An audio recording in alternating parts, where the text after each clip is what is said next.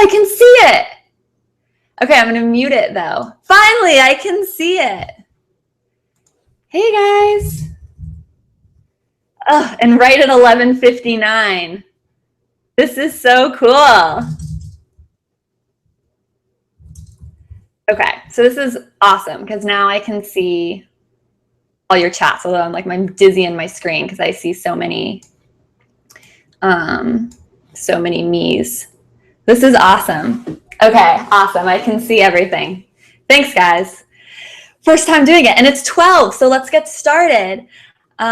Welcome to my first live broadcast. I'm so honored you're here with me. This is my kitchen. It's a foggy San Francisco day, and I'm seeing people here all over the world. Hello, Geki. Hello. This is so, so cool. So I'm really excited to do this because I wanted to do something that was just more interactive with you guys than just me recording a class and editing it and putting it up 2 weeks later. That's actually something I've really struggled with is when I film something, I want to share it with you guys right away. And instead, there's always like this 2-week lag where it has to get imported and edited and uploaded to YouTube, which for the 60-minute classes can take several hours. So it's really fun to be able to connect with you all live. Cool. From Brazil. Hi, Anna. Hello. From Mexico. This is awesome. Guys, this is so cool. So I was completely blown away. I decided to do this on a whim. As some of you know, I launched my first big course this month, and we're going to go into all your questions, but I can't not mention it because it's at a really awesome price until Sunday. So if you haven't checked that out, check it out. I basically mail you my 5 favorite yoga props, and then there's 16 exclusive videos. It's actually going to be more because I keep getting excited and filming more stuff for this course, but it's all about how to hack stretching into your day-to-day routine. So I'm kind of going to show you how I do stretching while I'm watching TV and in my bed, and there's going to be full body stretching, more traditional kind of yoga routines too. So check that out because it's on a huge discount until Sunday. If you haven't already, I named it Yoga for Busy People. I'm not a marketer, but basically if you like my classes and you want to go deeper and you want to incorporate props, you're going to love it. So I'll put the link in the chat in a minute. So, and it's right on my website too. So if you want to check that out, I'll put the link up right now. And then that's enough about that, but I'm just so excited about it. You know, something I'm really a fan of is just like integrating the practice into our day-to-day lives. And this is what that the course is really about. So here it is. Oops. I don't know why. Hopefully that works. Oh, comments can't contain links. Please put them in the video description. Okay, I'll put it in the video. It's brettlarkin.com/yoga for busy people, or right on my website if you want to check it out. So hi from France. This is so cool. So those of you that are on live, what questions do you have? Because I think it would be fun if we could answer them live. Otherwise, I'll jump into the questions. I was completely blown away and so honored and excited. I got over, I think, 50 or 60 email questions from people. It's just so cool to get to connect with you guys. And honestly, one thing that really surprised me was that so many of them are going to make great classes. And I feel like I ask you, if you tweet me or write me, I always say, send me your ideas for new classes, like send me your new class requests. And you guys don't really know, or sometimes you do, but when I framed it like ask me a question, you guys sent so much info. So that's a good learning note for me to just ask you to ask me questions, because having seen all the questions, I now have so many more ideas for classes specifically based on what you asked about. So does anyone who's on live right now have any question or things they want me to talk about?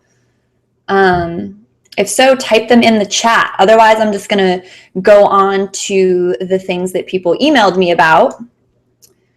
But I'd love to get questions first. Any questions from the live group? And of course, I have typos. This is so cool. I'm still just so excited that this works. Okay, last call, live group. Any questions? Just anything you want to talk about. Any questions for me? Otherwise, we're going to jump into the emailed questions.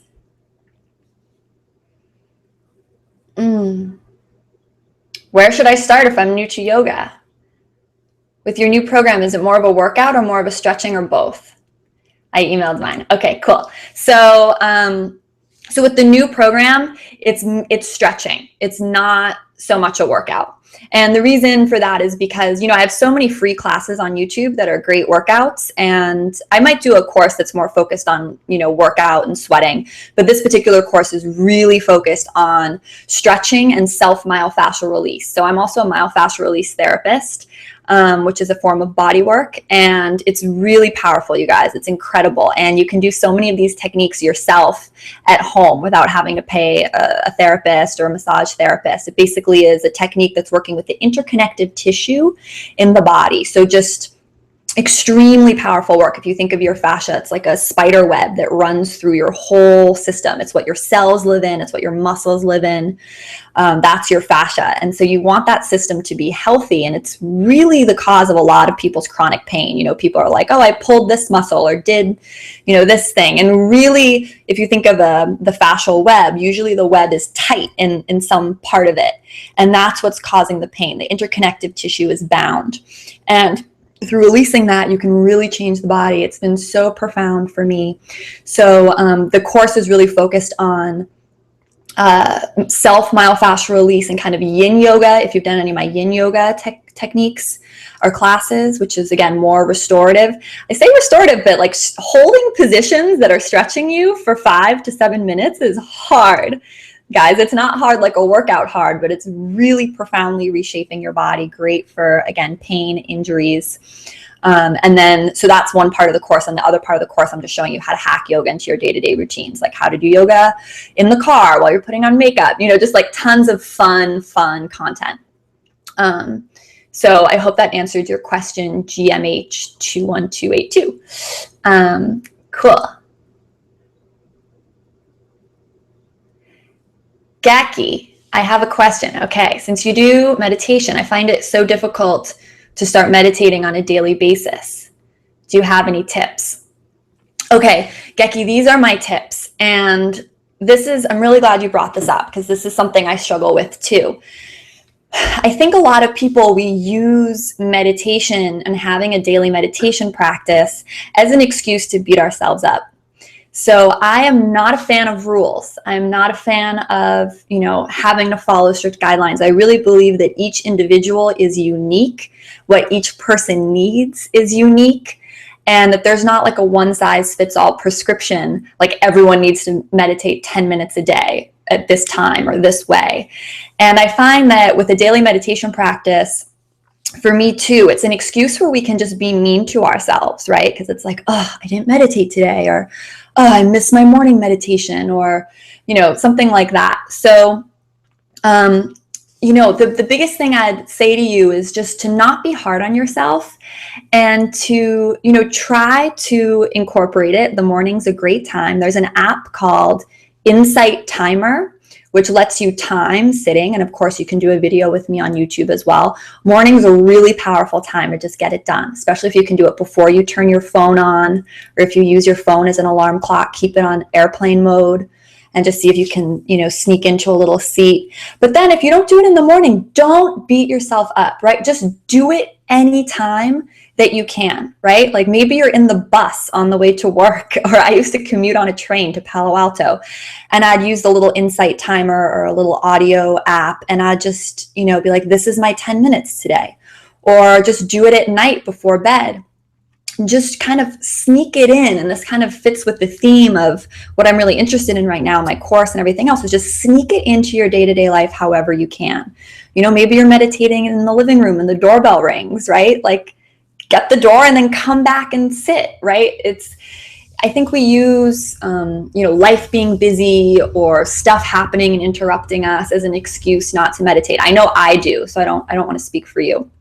But just sneak it in however you can. Even 5 minutes is meditating, right? To sit. And also, what's your definition of meditating, right? Do you have to be in a seat? Is being in child's pose and breathing for 20 deep breaths, is that a form of meditation? I think so, right? It's subjective. So try to not have, try not to beat yourself up, and try not to have a really rigid thing of like having to sit and having to be there and, listening to kind of like critical voices in your head. Just, do the best you can. I hope that's somewhat helpful. Right back if it was, I hope, or if you want a more specific answer. Okay.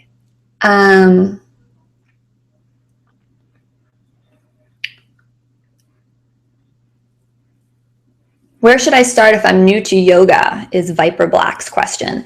Well, I have my beginner yoga playlist, so start there, find it. And there's two classes that are great. One's a complete beginner class and one's a 15-minute class. And Viper Black, just to add on to what you're saying, because two other people emailed me, I want to try to find their names. So many. Two other people emailed me about being really stiff and being beginners and not being able to touch their toes. So I did a video for Wanderlust, and I'm going to show you guys right here on the live stream. Viper Black and anyone else who's a beginner, if you're stiff and you can't touch your toes, this is like the best stretch ever. See how I'm pushing against my chair with my hands, my arms are straight, and I'm lengthening my tailbone away from my head and my head away from my tailbone. And so you just want to press into the chair and then start lengthening your tailbone back. And you may feel a stretch in your hamstrings when you do this if you're really stiff, and that's totally fine. So just using a back of the chair to stretch, especially you guys, if you're in an office, hopefully the mic still picked that up. Using a chair to stretch, right? Just press your hands into the chair or the wall. Walk your seat back so your spine is parallel to the floor. It's a really nice way to get a little gentle hamstring stretch in. I think that's great. And then start with the beginner classes on YouTube, and do not beat yourself up if you think you're stiff or you think you should be more flexible, right? Yoga is not about putting yourself into a pretzel, despite what Instagram may tell you.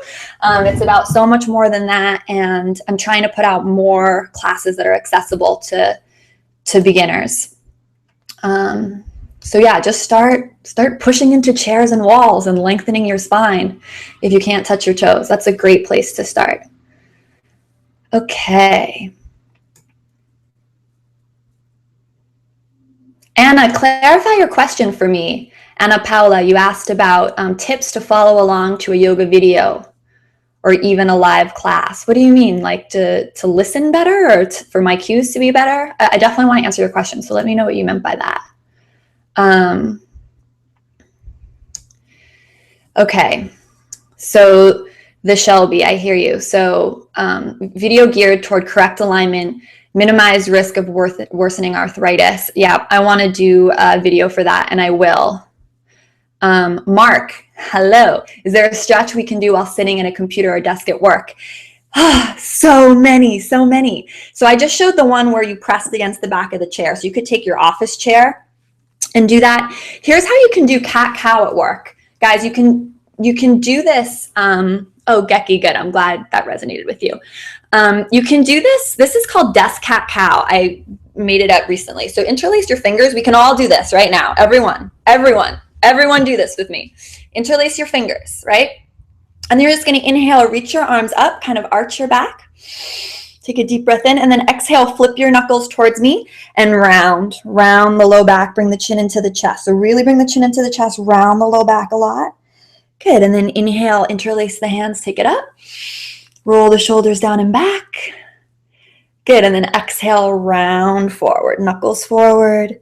Pull the navel back into the spine. Curl the tailbone forward, chin into chest.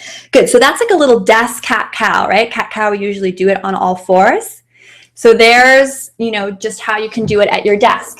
Here's another one, and I show this in the course. You can do side stretches, but I like this better, okay? So I want you to hold opposite elbows, and then inhale, get a little taller. And then just go either to the right or left, look in the opposite direction, and hopefully you get a nice side stretch along the side of the body. I find if I pull with the arm, I don't get as good a stretch because my sitting bone is lifting off the chair. But when you hold the opposite elbows, you really keep it in this area, and you can do to both sides. And then favorite thing, you can go down to each side, right? So you can rotate down, get a nice stretch and release in the upper back, and go from side to side, rounding as you go forward and back. So many more things in a desk, right? You can do twists. Whoo, I'm twisting. Just use the chair. Ground your sitting bones into the chair and just twist each way. So I'll do a video. There's a video in the course, for those of you that are interested in the course, where I do the desk hacks, like all the way to hack yoga into your workday, into meetings, even when you're in a conference room, how to do yoga under the table so people can't see you. There's so much fun stuff. But yeah, there is a desk routine in the course, and I'll also do a version on YouTube. Oh, good, you guys like the stretch, yay. Okay, let's see. Ooh, this is such a good question. So exciting. Starved Fool has asked, when stretching, is it better to keep my legs straight and not reach as far, or to bend my knees and touch my toes? Okay, love this question. This is really important. So when you're stretching, and now it depends. I don't know if you're talking stretching on the floor or if you're talking hanging, but for hanging, it is important to keep your knees bent. So I am a big proponent of, holding opposite elbows and folding forward and then bending the knees, bending the knees, bending the knees, bending the knees. Because when you bend the knees, you're going to get a stretch in your low back. And you may not get as big a hamstring stretch, but there's so many ways we can stretch our hamstrings, and the low back's really one of those crucial areas. So I would prefer you keep your legs bent if you're doing a forward fold this way. And I personally too keep my knees bent a lot of the time. Blocks, guys, blocks that are included also in my course. This is one of the ones for the course, actually, because it's in plastic.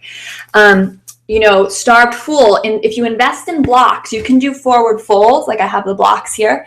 You can keep your legs straight, but then still have length in your spine as you fold forward. So obviously this isn't the best setup because I'm not on a yoga mat, but put your blocks on the floor, right? And then you can lengthen the spine and exhale, fold forward. So you can work on that inhale length each time, exhale, fold, by bringing the floor to you. And in that case, it's okay to have the legs straight because you can still find length in the spine. But if you don't have the blocks, keep the knees bent. Now, when you're sitting on the floor, right, like in Dandasana staff pose and you have the legs out in front of you, there it's your choice. If you bend the knees, right, if you bend the knees and hold on to the feet and pull forward, it's going to be more of a low back stretch. But if you want more of a hamstring stretch, keep the legs straight and just don't go as far. And the biggest thing I see in every single class I teach, guys, is people folding forward with their shoulders up by their ears. So it's like they'll be trying to reach their toes, so they'll look like this. And it's like, glide your shoulder blades down your back. Don't have your shoulders up by your ears no matter what. It's not worth it, right? Our shoulders are up by our ears all day when we're typing and stressed. So again, number one thing is try to think of lengthen the spine as you breathe in, find a flat back, get long, and then exhale, fold forward. And if your legs are straight, maybe you don't go forward very much at all. But if you're feeling the stretch in the back of the legs, that's great. That's all you need. Forget about touching your feet. Zone out everyone else in the room, like blinders. Just focus on you and your body and your breath. Yoga shouldn't look a certain way. It should look different for everybody. So Starved Fool, let me know if that helped and answered your question. Okay. Can you talk a little bit about what you eat before yoga practice and how long before practice should you eat? Okay, that's a good question. So I don't like to eat before I work out in general. My favorite time to work out is in the morning, very first thing on an empty stomach. or maybe just some lemon water. Of course, I teach and do yoga all the time, all the time. So, I think general rule is try not to eat up to an hour before, so a full hour before you go to class, try not to have anything. And if you do need to have something, because you don't want to have low blood sugar and pass out in class, the things I would go to are like almonds, a banana, especially if, you can have it a full hour before, or just some power bars or nuts, something small, something that's light, also an apple. So just small, healthy snacks like nuts, fruit, I think are fine even like half an hour before, but you don't want to do yoga on a full stomach. You'll feel gross. Let's see. I'm not sure what to do in camel with my head and neck. Then I just relax. Oh, such a great question. Such a great question. You guys are so brilliant. So camel pose, for those of you that don't know, this is so fun, is the one where you lean all the way back like this, right? So it's a big back bend. And the question that Geki is asking is, can you let the head go back, or do you want to look straight at the ceiling? And the answer, perhaps unsurprisingly, is that you should do whatever feels best for your neck, right? So if it feels good for your neck to let the head go back in camel and look at the ceiling, do it. If it doesn't feel good, like it feels like your neck is crunching or it's making additional strain on your low back, then I want you to just look down the center line of your body and keep the chin tucked. And camel pose is all about getting a stretch in your upper back, your thoracic spine, right? A lot of times in camel, people are arching and crunching in their low back. You don't want to feel it here. Like, no. You want to feel it up here, and you don't want to be feeling it in your neck. Okay? So quick recap for you guys, right? The spine has three main curves, right? We have our low back, like this is a lordotic spine or kyphotic. So you have the lumbar spine, right, which for most people is out here, right? So you want to kind of work on lengthening the tailbone and bringing it underneath you.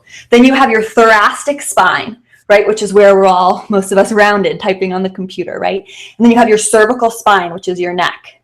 So most yoga poses, we want to be working on opening the thoracic spine, right? Cervical spine I can already turn my head a lot. Like, we don't need to do a lot of stretching in the back of the cervical spine. Yeah, sides of the neck maybe, yeah. But most of the back bends, we're focusing on the thoracic spine. And the biggest mistake I see people make is they crunch in their low back, or they compensate. They put too much emphasis on the low back, which can already arch quite easily, most people's low back. It's the thoracic spine, the upper back, where you want to find the arch. So it's this weird thing in back bends where you want to pull your navel in, right, to protect your low back. You don't want to let your low back arch, but you do want to let your upper back arch. So that's where it becomes a beautiful challenge and practice. But just look down the center line of the body in camel if it doesn't feel good to let the head go back. Let's see. Anna, thank you for clarifying. To follow the instructions and the pace of the teacher. Sometimes I watch yoga videos with a fast pace and I try to follow along, but this bothers me a lot. Anna, this is another amazing question. You guys are so smart. So Anna, I'm really glad you wrote in about this and as a recap, if you guys can't see, Anna's asking, how to follow the instructions of the teacher, how to follow the pace of the teacher. And my answer to this question is don't follow the pace of the teacher. Follow the pace of your own breath. Always follow your own breath. So it happens to me too. I'll go to a new studio or I'll have a new teacher and they're teaching crazy fast. Like they're just like inhale, exhale, go, go, go, go, go. And in those classes, my goal is to stay connected with my body and my breath. And I like to move slowly. I like to focus on transitions. I like to go slow. I don't like to rush through things. I feel like I spend my whole life not on the yoga mat rushing. So the last thing I do when I get onto the yoga mat is want to rush through anything. So what you need to do is you need to go at your own pace and ignore the teacher's breath call. And I try to say this. I hope I say it on YouTube. I definitely say it in classes I teach. I say, follow your own cadence of your own breath. It's okay to be outside my breath call. And any good teacher will agree, and they'll say it's okay to be outside of the teacher's breath call. So what that may mean, especially if the teacher is teaching a really fast class, is that you're skipping things, right?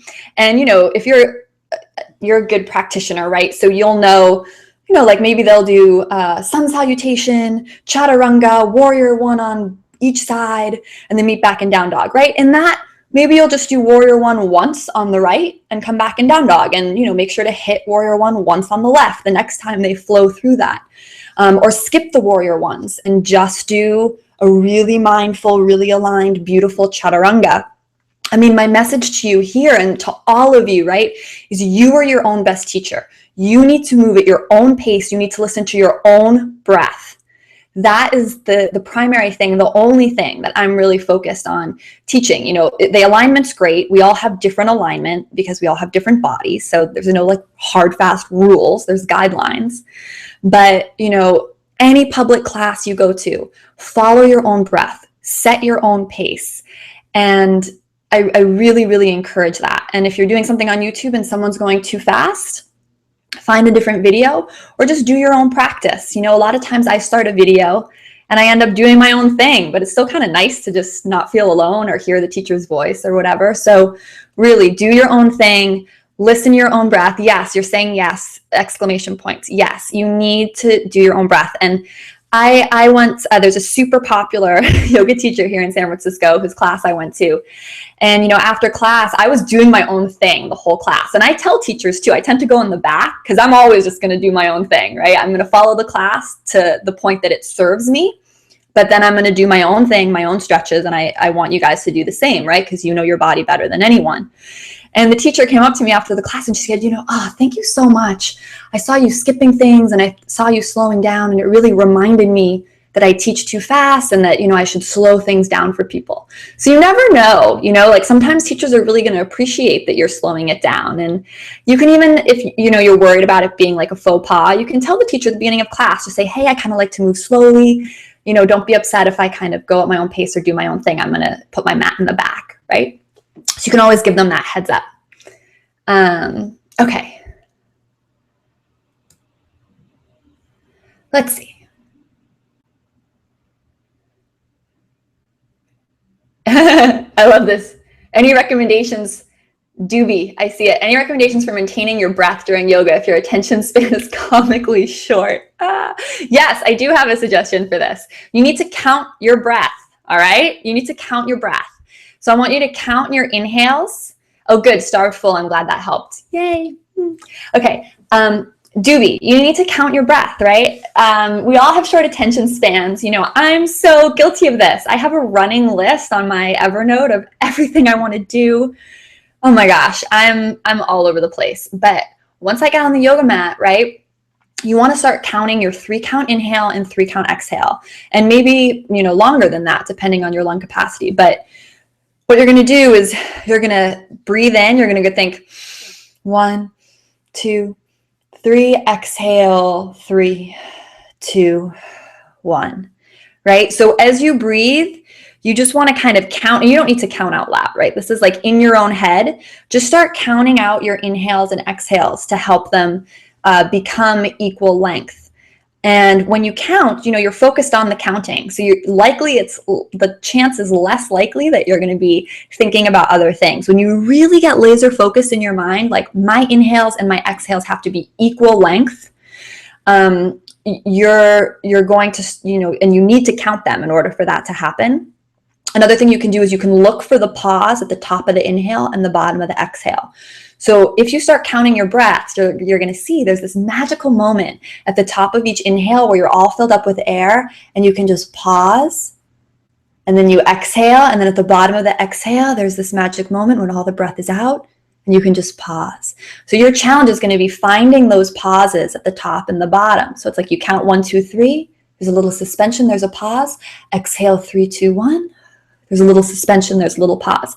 Count, count, count. Count it until your mind is not wandering off anymore, because at least your mind will be on the breath and on the rhythm. Comment here and let me know if that helps. I really hope it does. And you're not the only one with a short attention span. Us teachers too, same thing. Jerry, you like working out on an empty stomach too. Yeah, I'm huge on the morning workout, morning yoga, morning dance class. Oh, Shelby, loving this live chat. Good. I've been doing yoga on and off for about 8 years, but I still can't do wheel. Any recommendation to strengthen any areas of my body to finally be able to do it?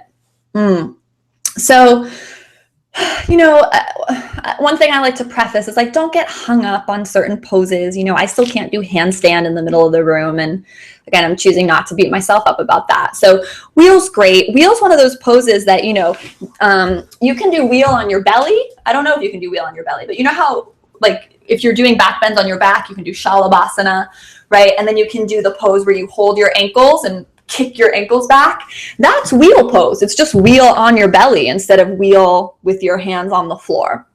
So something I talk about a lot in the course, and I want you guys to think about too, is what is the safest way for you to express a pose? And I think about this a lot, right? Like, there's a lot of more difficult versions of poses that I could do. For example, I could do pigeon and hold pigeon for a really long time, the traditional pigeon stretch.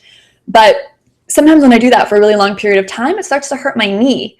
And, you know, there's a lot of stuff going on in your body when you're in that pose. But if I do ankle to knee lying on my back, right, it's a much more solid place for me to work because I'm lying on the ground and it's just safer and I'm more stable. So a lot of poses do the same thing, but one variation of it or one version of it might just feel better and safer for your body.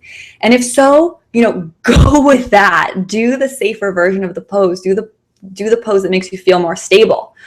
So I'm constantly doing a lot of poses on my back, lying down, because when you're on your back lying down, there's not a lot that can go wrong, right? You're already lying down on your back. So you're really able to isolate muscles. But anyway, that was an aside. For wheel, you know, definitely focus on chest openers. Like shalabhasana, and then try doing it against a wall. That's actually a great idea for a video. There's a way that you can do a modified wheel against the wall. So you kind of put your hands on blocks against the wall. Once again, blocks, guys, order them, part of my new course, or order them through my site or through Yoga Accessories or Amazon. I don't care. Just get blocks, especially if you're new to yoga. They are a lifesaver. I never do a class without 2 blocks by my side, ever. And I am, you know, flexible. I have range of motion. I still always want the blocks because I can push my shoulder blades back down more if I have the blocks. Really important. So yeah, I think wheel by the wall could be good for you, and I'll make a video for you on that. You know, give me a few weeks, but I'll work on it. And then, you know, type in where are you feeling the tightness? Like when you try to push up, do you just not have enough strength in the arms, or is it like you're too tight somewhere? Put that in the text for me and I'll see if I can answer your question a little bit better. Okay, what else do we have? Guys, this is so fun. I can't believe I never did this sooner. This is awesome. Geki says, thanks for the camel pose. Awesome. Great question about the camel pose, right? It's like we all have these same questions. Philosophically and physically, why emphasize the breath? Teacher says focus on your breath, but I don't know why. This is also from Starved Fool. Whew, good question. Deep question. Oh, Anna says thank you again. Anna, I love you. Good. Shelby Kid, I can do wheel on my belly. I didn't even realize that was that, right? It's like the same pose, right? They're just different. It's the inverse. So yeah, so you can do wheel, actually. You can do the one on your belly. And who says the one on your belly is not as good as the other one, right? So, Starved Fool. Philosophy, why the emphasis on the breath? Well, in the yogic tradition, the breath, this is my favorite analogy, is the breath is like the thermostat, so of what is going on in your mind and your body. So the breath actually controls your thoughts. So think about it this way, like if you're scared or you're rushing, how's your breath? Right? You're like panting, like, or if someone frightens you, you're like, right? You're short of breath, literally. So the breath is a temperature gauge, or my metaphor, I don't know if it's working. It is a temperature gauge for what's going on mentally. So I just gave those examples about being scared. Think about a baby sleeping, right? It has an audible, long, deep breath. So the baby sleeping is like really relaxed, and being scared or short of breath is the opposite of that. And so when you do yoga, what we're trying to do is we're trying to stimulate the body's relaxation response, right? So there's two kind of modes in your nervous system, right? Sympathetic and parasympathetic nervous system. And one is like the fight or flight, like scared, reactionary, kind of how we live every day. Cause it's like, oh, my phone is buzzing. Oh, G-chat's going off, right? Like the world we live in today, it's not fight or flight. Like I see a tiger and I need to defend myself, but it is very fight or flight in that like we're constantly reacting to stimuli all day. So what's amazing about yoga is it wants to take you out of that side of your nervous system and put you into what's called the rest and digest side of the nervous system, which is where your cells start healing or doing repairing tasks in your body. And in order to get to that state, we need to slow down the breath. It's literally the bridge to how we get there, to how we calm down.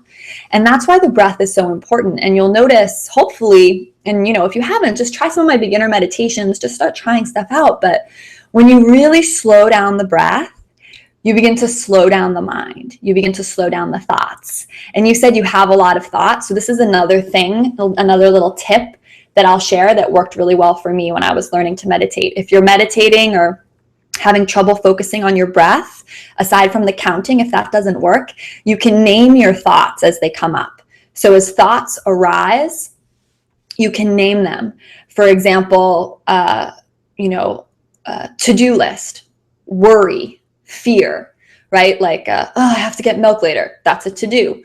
I need to, do this or that later. I'm worried about that, right? Just like name your thoughts as like category headings.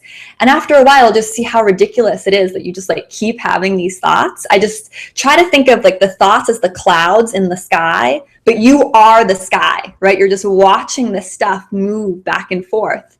And, it's like a lot of Zen traditions. They say you're on the side of the river looking at the river. So the river is like rambling by and there's all these thoughts, but you're not in the river unless you choose to be, right? You can sit on the side of the river and observe all your thoughts, but you can't do that without the breath, right? The breath is the unlock, the key, right? To get into that observer state of your thoughts. So I'm hoping that helps. Okay, let's see. I can't extend my shoulders behind my back. What shoulder stretches would be great to open up my shoulders? Favorite shoulder stretch. Here we go. Let's do it together. So you're going to have one elbow up. You're going to press your head into your bicep and then knit your front ribs together. Good. And then you can also interlace the hands behind the low back, right? If you have, or behind the mid back, if you have that range of motion. This is a really good shoulder stretch. Just think of pressing your head into your bicep, viper block, and knitting your front ribs together. That's a really good shoulder stretch. Another really good shoulder stretch is to stand against the wall. I do a lot of these in my course. Press your hand into the wall. I'm hoping you guys can see me. And then begin rotating away from your shoulder. Okay, find a wall. Press your hand into the wall and begin rotating, walking away from your hand. You're going to get a huge stretch, huge opening right here. That's another awesome shoulder stretch. I show a lot of variations of that in the course and a lot of reclined variations of it as well. So hand on wall and then begin walking away from the wall to get this stretch. And you can have the arm straight at the wall or at 45 degrees up here. It's just going to be stretch different parts of the shoulder. Jerry, circulations for your hands and feet. I saw your email about that. So, well, your first message, you said your feet were swollen. And for that, I was going to recommend legs up the wall. Shimmy your seat against the wall and then put your legs up against the wall. Now, if you're looking for circulation, that's not great because when your legs are up the wall, your circulation, all the blood in your feet is going to come down into your pelvis. So if your feet are swollen, like you said in your email, I would recommend legs up the wall, because swollen feet means like, right, too much water is in the feet, right? So that's why your feet are all swollen. So you want to lift the feet, legs up the wall, and then all of that can drain down. It's basically really simple, right? It's like you're using gravity as your friend, because all day we're standing. So it's really common for water, blood, everything to pool in our feet. And think about it, your body's working really hard to pump blood back up into your heart from the feet. So when you do legs up the wall or any inversion, you're just making it so much easier for the blood to return to the heart. So that's what I'd recommend if your feet are swollen. For circulation, that's trickier. That's me too. I always have cold hands and cold feet. But yeah, I think legs up the wall is going to help based on the swollen foot thing. And for circulation, it's trickier. I would try sitting on your feet, curl your toes under and sit on your heels. Really uncomfortable, but that's going to really help increase circulation. So again, it's like curl all your toes under you and then sit back on your heels. It's going to hurt, but it's going to feel like hopefully like a good hurt. When you do that, flip your pinky toes forward. I don't know where you are right now, but try it. We can do a video on that. Let me do a little more research too, and I'll try to think of a circulation hands and foot video.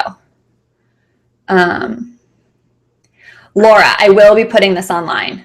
And the questions I didn't get to, I'm either going to do next time, or some of them I want to just make videos for. But Laura, if you remind me what your question is, let me see if I can find it. Oh yeah, I see your question, Laura. Thank you so much for emailing it. Okay. So, Geki says, I'm learning so much. Questions keep popping into my head. Love the river analogy. Sucker for visualizations. Me too, Shelby. I agree. Okay, so Laura, thanks so much for writing in. Thanks so much for your email. Yes, this is going to go online. And again, I'm going to be making videos off everything too. So Laura's question, I'm looking over here because she sent me an email. She said, what inspired you to take up yoga? Was it a family member or friend as part of a new lifestyle, or in response to something or something else entirely? And then she also says, also, do you feel yoga lessons are essential to the practice, or is it something you can easily do by yourself at home, self-taught? Laura from England. Very cool. Thank you so much. So I'm going to start with the second question.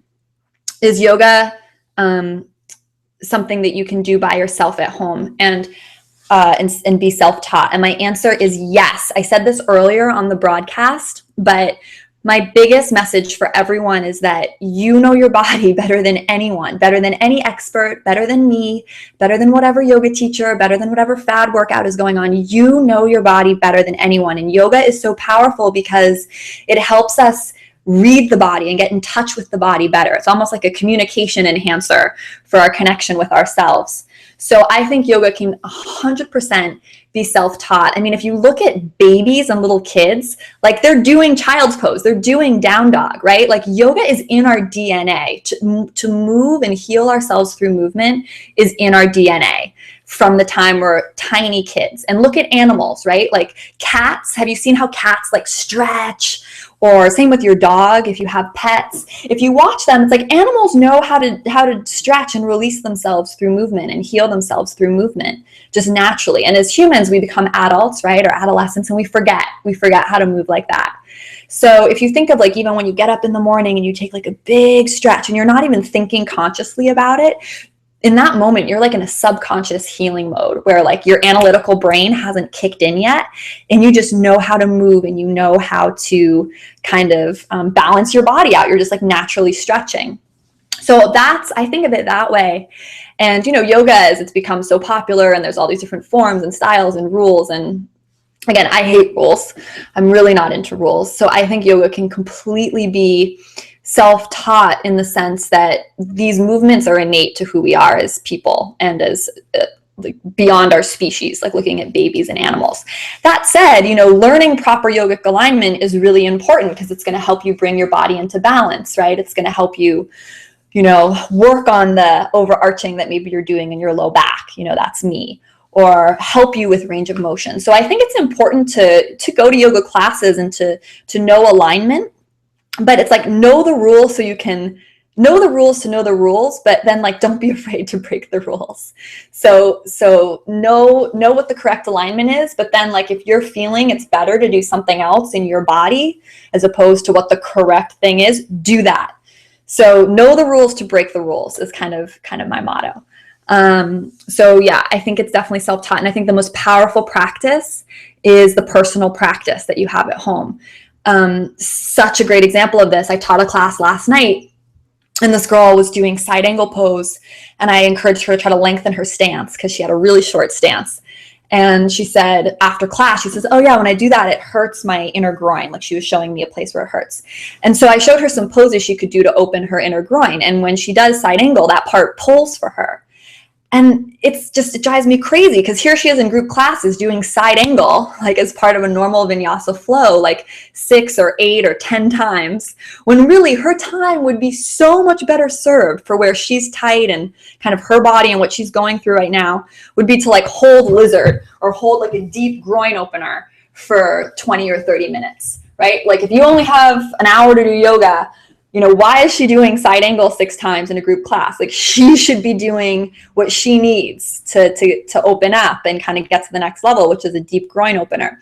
So that's just an example where like I'm crazy about efficiency, and you know, I don't want to say it's like a waste of her time because it's great to do yoga and come to a group class, but I just use as an example to give you as, you know, really learn and know and understand your own body and then modify your practice for that. I hope that's helpful. And then your other question, which is so sweet, what inspired you to take up yoga and all of that? So, gosh, going way back, I was totally anti-yoga as a teenager, and in college, my mom had done it, and I thought it was just for hippies, and I thought it was really lame. I thought it was something I would never do. I was from the dance world. I always danced growing up. And I love dance. And then when I lived in New York, because I went to NYU, which is a university in New York, I wasn't dancing as much, but I was doing a lot of Pilates, and I really loved Pilates. And then I had a friend at the time who was really into meditation, and living in New York and kind of being a teenager and, you know, coming into my early 20s, you know, it's a hard time for everyone, I think. You know, you're trying to figure out who you are and what you want to do after college. And, you know, not to mention New York is such a kind of materialistic, fast-paced city. It's really hard to stay calm and centered there. And, you know, just being young, I just had a ton of energy and I was all over the place. So my friend who was really into meditation, I thought that was really interesting because I was really trying to look for ways to calm down and just to be happier. I noticed that I was very reactive, very hyper, very hard on myself, very mean to myself, a lot of negative thoughts, a lot of guilt, a lot of anger. You know, again, we talked earlier in the broadcast about kind of naming your thoughts, like category headings, but just doing that with all your thoughts throughout the day, regardless of what you're meditating, like guilt, fear, anger, shame, right? It's just like there's so much garbage that we tell ourselves built up in our brain. And I didn't really know that, but I had an inkling that there was like another way to operate. And so my friend who was really into meditation, he encouraged me to try yoga because he said, you know, you're really interested in meditation. I started meditating and going to classes with him. And he said, and you're really into dance and Pilates. You know, yoga is like the fusion of these two things. You should try it. You should try it. And, you know, I was like, no, absolutely not. You know, yoga is not for me. And, you know, I did finally try it. And the first yoga class I ever did, and this is the coolest thing, was an online yoga class with Jason Crandall, who's a famous yogi. He, you know, does videos for Yoga Journal and stuff. And I loved this class. I mean, I just noticed after the class, I felt completely different. I felt so calm. I felt like I had been transported to a different planet. And so I started doing that little video of his, the same video, every single day, sometimes multiple times a day. And I remember I knew I was addicted to it when I went to visit my best friend in DC. And I brought my yoga mat and my laptop, and I did that little video in her house with my yoga mat.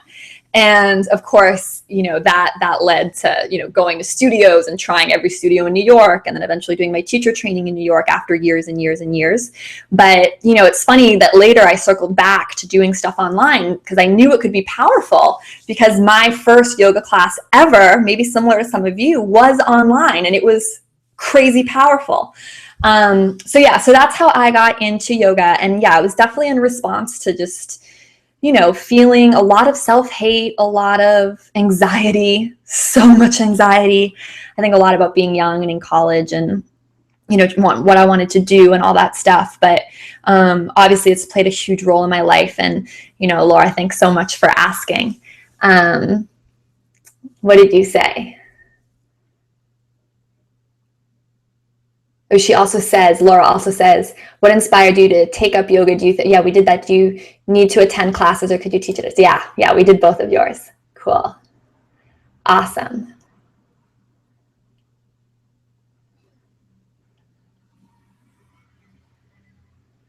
Okay, Delaney, how many times a week do you recommend doing yoga a week for beginners?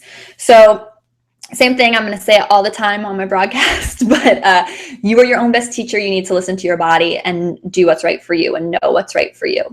I think, and this is something I've noticed, people have been asking this a lot, what order should I do classes in? And how many times a week should I do something specific?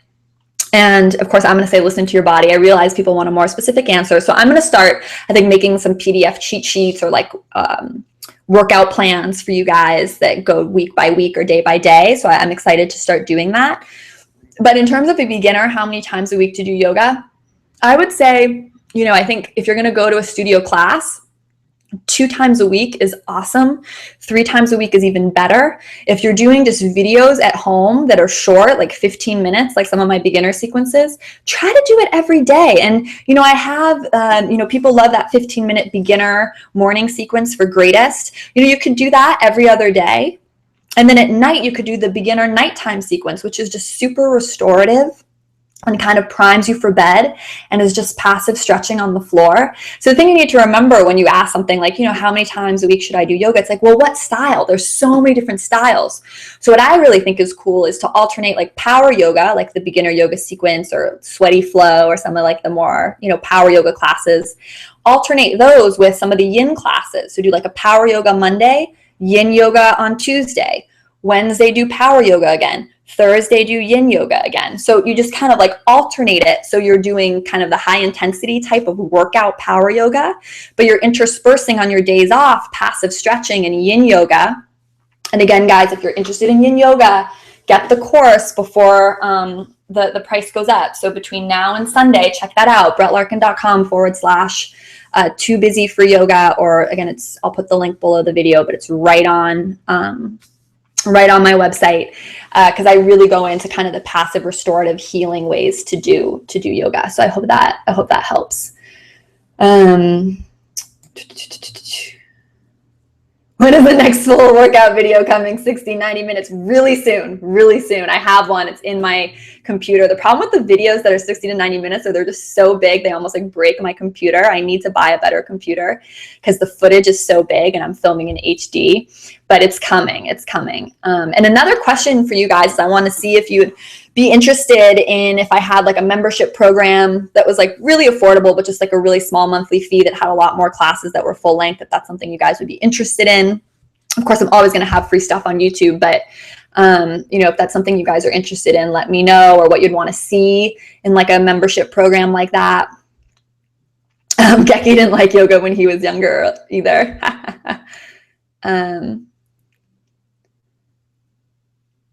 What would you advise for a beginner who would like to learn all about yoga in 4 or 5 classes? Okay, well, that's ambitious. That's the first thing I'd say. I've taken like 8 million classes and I still don't feel like I know everything. But I think I get what you're saying. You just want a big, an overview. Go through my beginner yoga playlist. I have a playlist on YouTube. If you don't know how to find the playlist, just dig around there. You'll find it. And those classes are really comprehensive. I really designed them for beginners. You don't need to have any flexibility, any yoga experience to do them. So Guru Datta, start there, start with those. And even after those 4 or 5, I think you'll know a lot. I'm also going to put together a course called the Beginner Yoga Toolkit, which has a lot of the popular beginner yoga classes as a download, as well as a ton of like podcasts from me about the different types of yoga. Cool. Okay, Molly, After doing classes online and in person for almost a year, how do you start to create your own flow? So I'm assuming you're a teacher. And I had a lot of questions from people who are yoga teachers. And I think, I might just address all those questions. If you emailed in questions like that, anyone who emailed in a question, I'm going to answer your question. It's probably just going to be in a separate video, or I'm going to make a whole class around it and I'll email you all back. Molly, how do you start to create your own flow? So the biggest thing to think about when creating your own flows and starting to design your own sequences, and this is great even if you're not a yoga teacher, because again, as your own best teachers, guys, like you guys are all your own best teacher, you should be able to design and do your own sequences just based on how you're feeling. And so the biggest advice, Molly, is to think about neutral and exterior rotated poses. So what do I mean by that? And I'm going to put this in the beginner yoga toolkit course. But basically a neutral pose is any pose where your hips are neutral, right? So if you think of your hips like headlights, any pose where your hips face towards the front of the room is what's called a neutral pose. So like warrior one, both hips face forward. High lunge, both hips face forward. Low lunge, both hips face forward. Warrior three, right? That's a tricky one, but both hips face towards the ground, right? Both hips are facing in the same direction.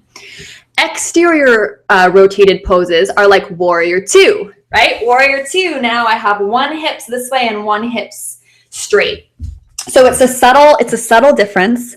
I'm sorry it's not clear, but they teach you this in yoga teacher training. The exterior rotated poses are like warrior two, Ardha Chandrasana, half moon pose, right? And so when you start thinking about that, another way you can think about it is like the exterior rotated poses have heel to arch alignment. Like warrior two, your heel bisects your arch, so you're on a narrow stance. While the neutral poses are usually a wider stance, right? Like feet are hip width apart. So again, this is really deep yoga teacher training stuff, but when you start thinking of poses that way, it's going to become really obvious what poses you can link together. Because for example, warrior one, right, would not be good to go to Ardha Chandrasana, right? Because warrior one, it's like my hips are square, and all of a sudden I need to get to a place where I have completely different alignment in my feet. I have heel to arch alignment, and I'm facing the side wall, right? So warrior one to Ardha Chandrasana, half moon pose, would make no sense. It would be a terrible transition and people might hurt themselves. But warrior two to Ardha Chandrasana, or triangle pose to Ardha Chandrasana, is a really nice transition because your feet are already in the correct alignment. Your hips are already in the correct alignment, and you're just taking it a step further. So to design your own flows, and again, guys, this is even if you're not a yoga teacher, design your own flows and just have fun, but just think about how it makes sense for the poses to connect. So I hope that helps. Male. Laura, your first class ever was beginner's yoga routine on Greatest. That's awesome. That's awesome. And yeah, Molly, my other big thing is just like listen to your body. And don't worry so much about creating, you said create your own flow. You can create your own flow, but sometimes I just, I don't want to flow. I just want to hold pigeon pose or hold lizard pose or do some kind of restorative stretch for 30 minutes. And, I want that to be my practice. So really just listen to what your body needs. That's my biggest advice for everyone. Again, you're your own best teacher. Listen to your body. Yoga is here to help us connect deeper with our body so that you, as the person who knows best, can make the right decisions. DB, any recommendations for guys who get self-conscious attending yoga class? Okay, go in the back, right? That's one suggestion. And use blocks. Because otherwise, balancing pose, it's easy to tip over and fall over. If you have blocks, that's never going to happen. Again, you get blocks as part of my yoga course. Otherwise, order them. I have some links on my website. I even have a breakdown of the different kinds of blocks you can get. And then, just don't be self-conscious. Yoga has gotten all about like girls in tight clothes doing inversions, and it shouldn't be like that. Just go in the back if you're worried about people seeing you, and use blocks because that'll make you feel a lot more confident. It'll give you a lot more range of motion. Anna says, your first class ever was online? I know, it's shocking. I would love a workout calendar PDF thingy. That would be super helpful. Yes, Jerry, I know it seems so obvious, but unless people tell me these things, I don't think of them. So I will make those for you guys and make them available.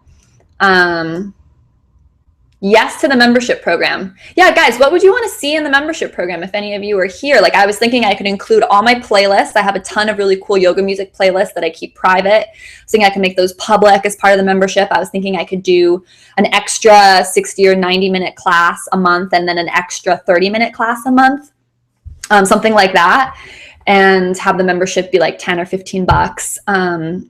And maybe we could have a group call every month, kind of like this, where we could all chat and hang out. That was sort of what I was thinking. If that sounds fun or good, let me know. Molly, not a teacher, just wanted to create a morning night flow for myself instead of watching a video. Yeah, Molly, that's great. And Molly, another thing you can do, and I do this a lot, is you can put on a video, and sometimes you need the video to just get warmed up and kind of give you ideas and get you moving in your body, but then stop doing what the video says.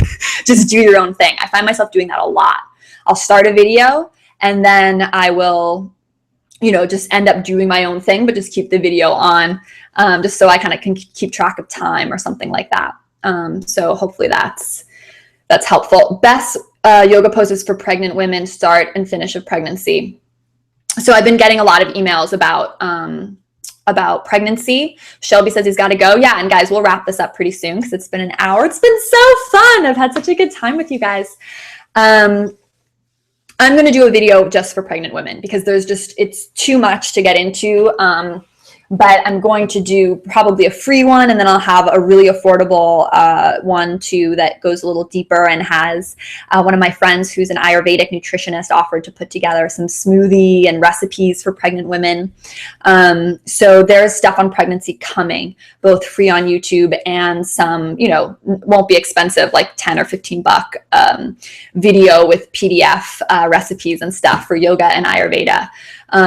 Again, listen to your body for now. Biggest thing for pregnancy is you don't want to really be doing twists, especially if you're, over 4 months pregnant. You just want to do open twists instead. So if people are doing like Utkatasana chair twisting, instead of doing that, just keep your arms open. Obviously, you don't want to lie on your belly. So, do cat-cow when people are doing backbends if you're going to a public class.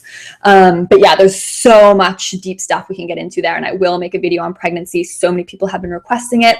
And, obviously it's something I'm interested in for later in life. Obviously I'm not pregnant right now, but I'm getting married later this year and maybe I will be someday. So I'm very, very focused on that as well. And I will be giving you stuff. I'm trying to improve back flexibility, back bends. Let's see.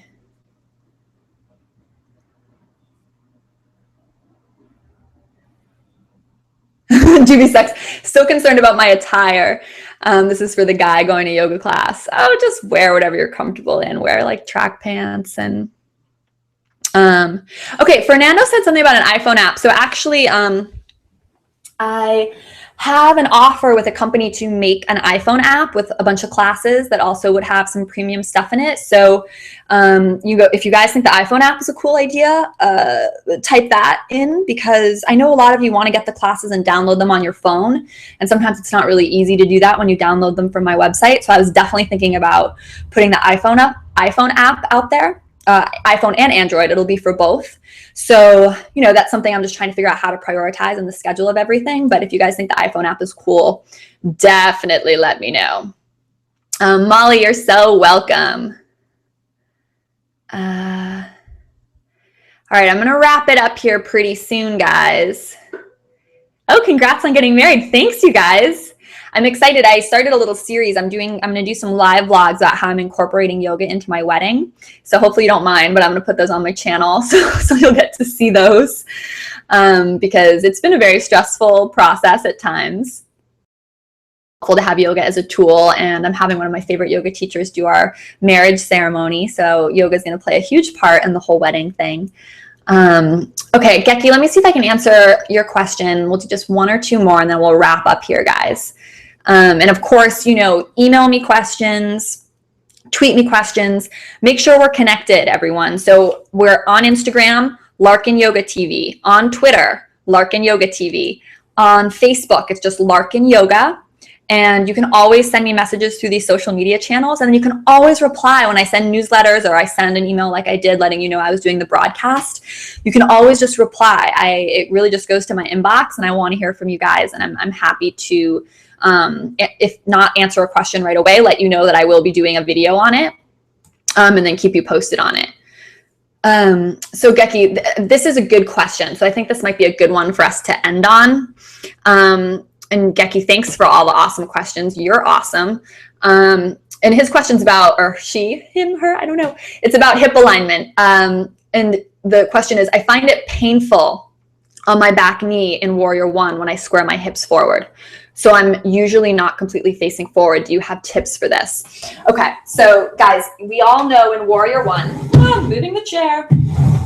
Warrior One, what Geki's talking about is his back knee, I'm assuming, or her back knee, it starts to hurt when he starts, twerking the hips to face forward, because we want the hips to face forward.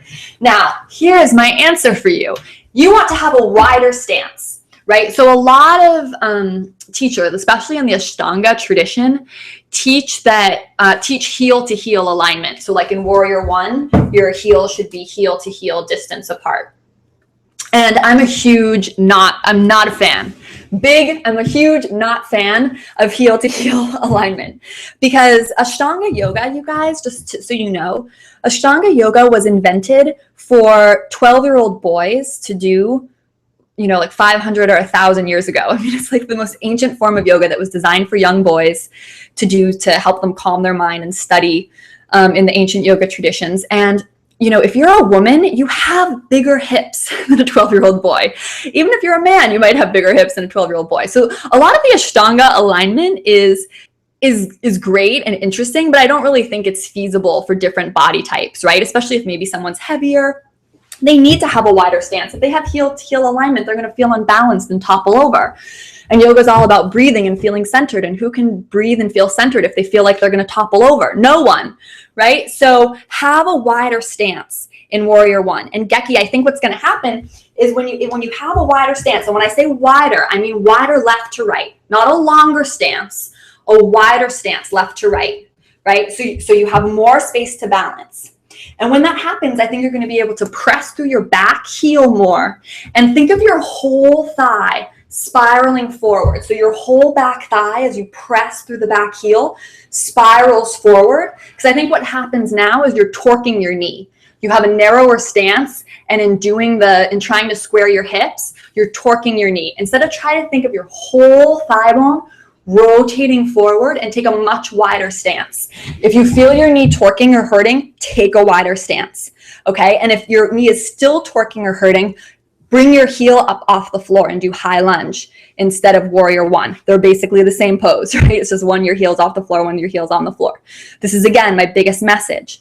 Don't follow the rules if the rules aren't serving you, right? You should feel good in your yoga practice, and you should modify as you need to feel good in your body. Yeah. Dude, we don't have insecurity about going to yoga class. I love it when I have guys in class. Okay, guys, I think I'm gonna wrap it up. Oh, Erica's here. I love you, Erica. Guys, if you're looking for yoga retreats to go on, my friend Erica does amazing yoga retreats. I'll post stuff about that on my Facebook page. Oh, gorgeous. I'm so glad this was helpful. Geki, thank you. Geki, you're a girl. Awesome. I knew it, right? Because you probably have wide hips. All women, we have wide hips. So do Warrior One with feet hip width apart or wider. Good. People are saying they learned a lot. And guys, remember, I was so overwhelmed and honored with all your email questions. So if you emailed a question and you're watching the live broadcast later, and you don't see it answered, I will answer it. I'm probably going to make videos on them. I'm going to respond to all of you. And I love you all so, so much. This was so fun. Thank you for bearing with me at the beginning as I figured out how everything worked. Thanks for doing yoga with me online. Remember to check out the course. Okay, brettlarkin.com/yoga for busy people, or just go to the website. It's at an awesome price right now, guys. You get $130 worth of my favorite yoga props. You get like 16 new videos, but I'm telling you, it's going to be more because I'm already so excited about filming it. And this was so fun to do with all of you. We'll do it again soon. And yeah, I just am so happy to connect with all of you and getting to interact with you in this live format. This was so much fun. So I will see you all in my next video. Okay, I'm sending you all so much love and hugs and kisses from my kitchen. Okay, bye.